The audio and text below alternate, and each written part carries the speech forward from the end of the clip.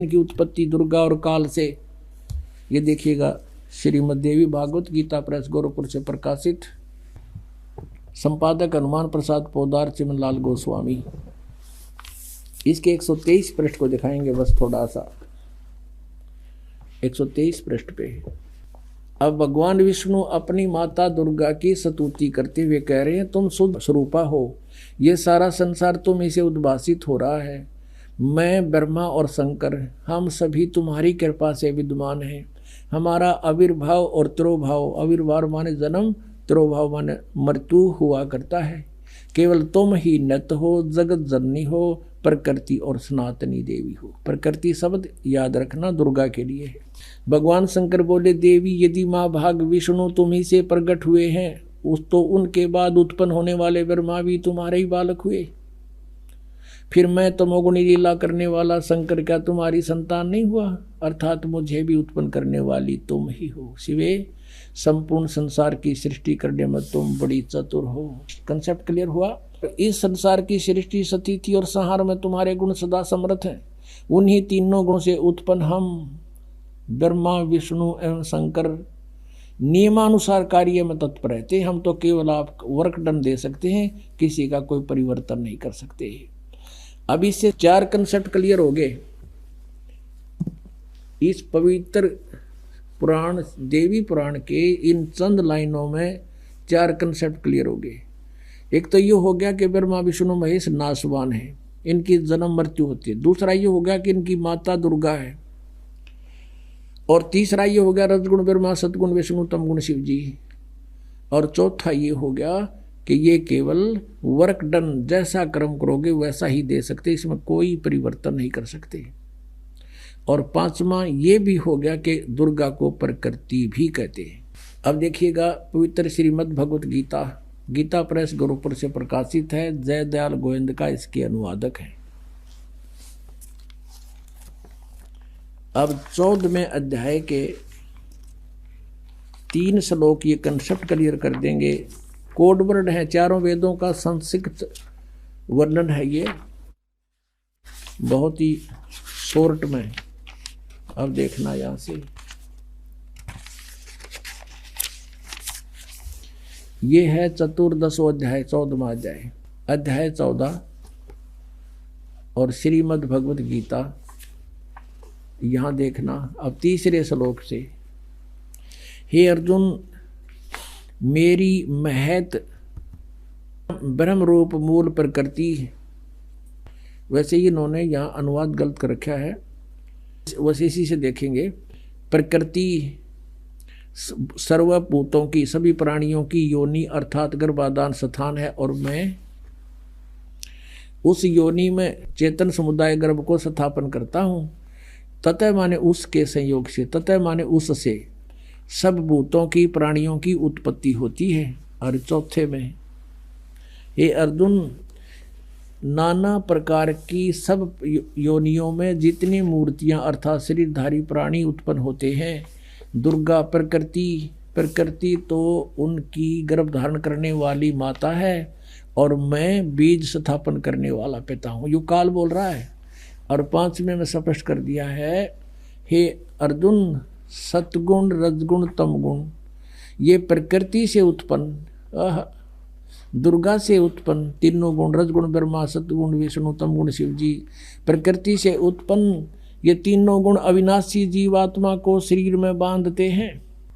अब काल ने पल्ला झाड़ दिया कि ब्रह्मा विष्णु महेश इन जीवात्मा को कर्मानुसार यहाँ बांधे बैठे हैं।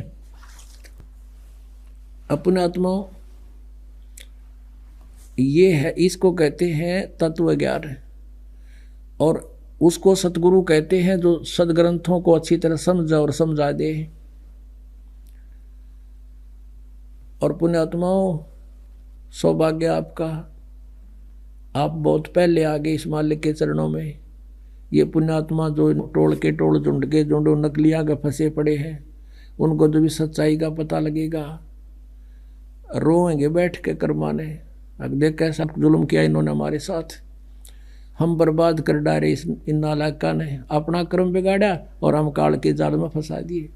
पुण्यात्माओं, यहाँ पैर टेकने जगह नहीं रहेगी, वो दिन दूर नहीं है। आज कोई पागल नहीं है।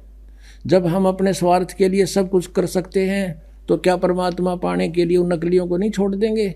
जिस दिन उनको ज्ञान हो जाएगा एक भी ढूंढा नहीं पाओगे उनके पास। वो एकले बैठे पाओगे, क्या उनके परिचर पाओगे उड़े बैठे, बाकी सब आ गए होंगे। यहाँ पर एक गांव में एक अंधा था, अंधा, वो बाहर से आता था और वहाँ क्या करता था, वो भजन सुनाया करता, रागनी रुगनी गाता था, इंटरटेनमेंट कराता था। उसके बदले में उसने कुछ पैसे दान हो जाते थे, वो हफ्ते 10 दिन में आगे डा करता उड़े। तो उनको क्या हुआ, एक बार उन व्यक्तियों ने सोचा भाई यो तो 10वें दिन आले है और ये सिर में दर्द करे। तो उन्होंने कहा कि सूरदास आज तो बहुत घने व्यक्ति आवेंगे और तेरे बाहर व्यवस्था करनी पड़ेगी। कहा अच्छा भाई बाहर कर देता है। वो बाहर बनी में जंगल में ले जाके उड़ा खड़ा कर दिया। वो अगले सूरदास इब तू आप सुना दे 4 बोल और देख जनता बहुत आगी है और तू बोलने जाइए, डटिए ना, नहीं तो बीच में उठ जाएंगे।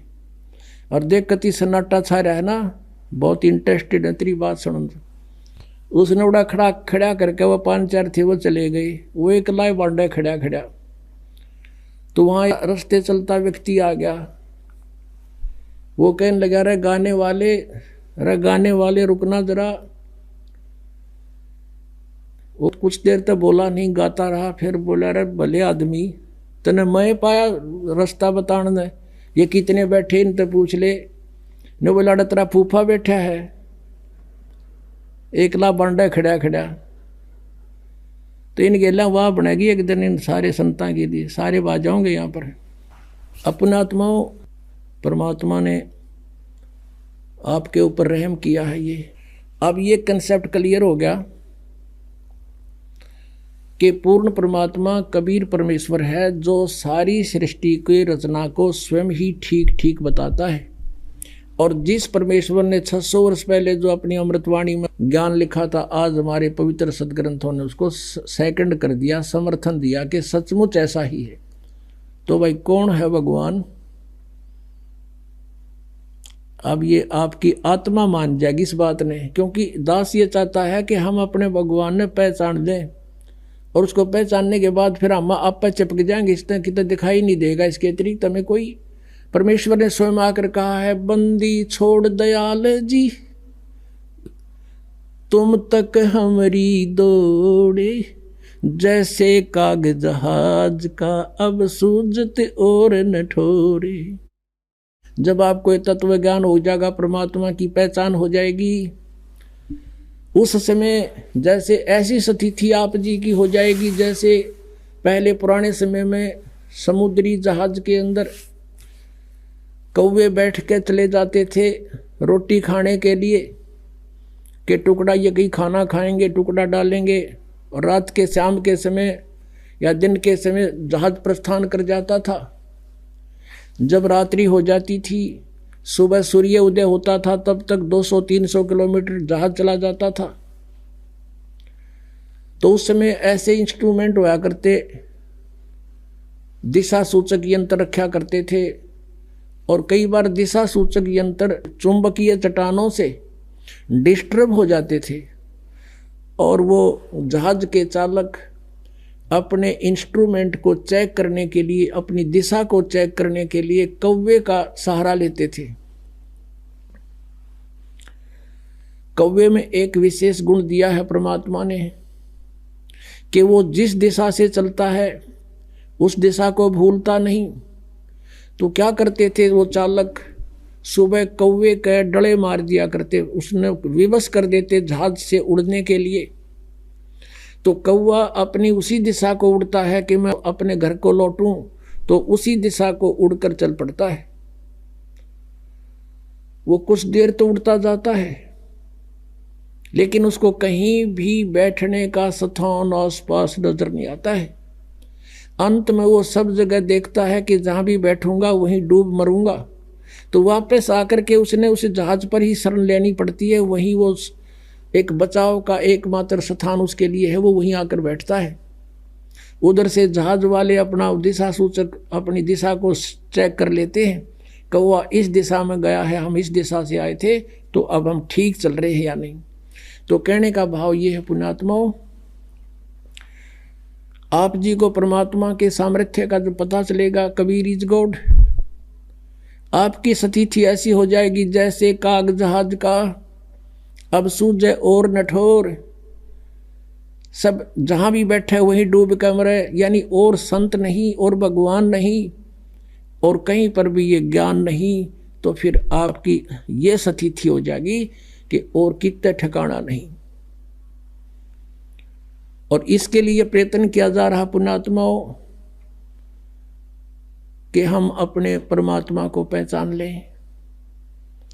परमेश्वर कहते हैं मैं रोवत हूं सृष्टि को, ये सृष्टि रोवे मोहे, और कह कबीर हमारे वियोग को और समझ नहीं सकता कोई, ये तो मुझे खोज रहे हैं भगवान सर्वशक्तिमान सुखदायक सब दुखों का दूर करने वाला, और मैं कहता हूं मैं भगवान हूं, लेकिन ये मुझे पहचानते नहीं, के नहीं कबीर किसने भगवान बना दिया।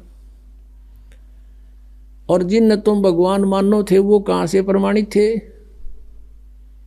हम कहते थे पुराणों में ऐसा लिखा है, आप पुराणों ने बता